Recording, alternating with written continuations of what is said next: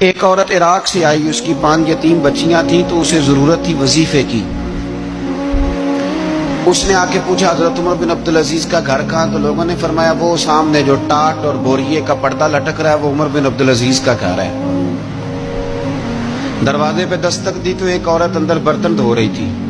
پوچھا السلام علیکم، امیر المومنین سے ملنا ہے۔ وہ کہنے لگی اس درخت کی چھاؤں میں بیٹھ جاؤ، ابھی تشریف لاتے ہیں۔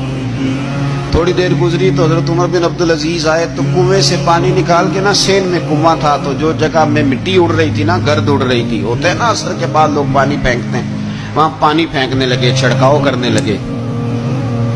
تو تھوڑی تھوڑی باتیں وہ خاتون آپ سے کرنے لگی تو وہ جو عورت آئی تھی نا وہ کہنے لگی تم غلام سے باتیں کر رہی ہو، تمہیں پردہ کرنا چاہیے۔ وہ کہنے لگی یہ غلام نہیں، یہ میرے شوہر ہے اور یہ امیر المومنین عمر بن عبدالعزیز ہے۔ کہنے لگی یہ عمر بن عبدالعزیز ہے؟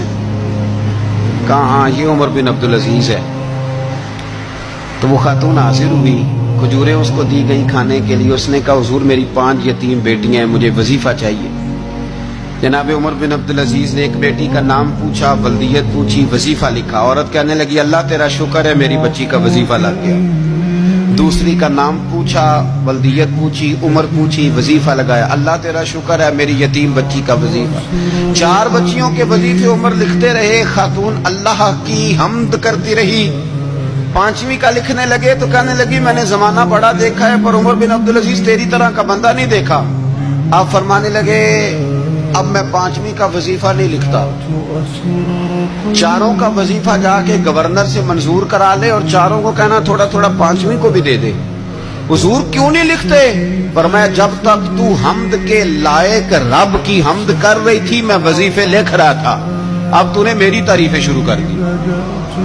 اپنی تعریف پر کیسے وظیفہ لکھوں؟ وہ تو حمد کے لائق ہے، اس کی حمد ہونی چاہیے، لیکن میں اپنی تعریف پر، اپنی خوشامد پر میں نہیں لکھتا۔ جا اللہ تعالیٰ تیری لیے بہتری کرے۔ وہ خاتون کہتی ہے میں وہاں سے آئی، مجھے مہینوں لگ گئے، سفر لمبا تھا،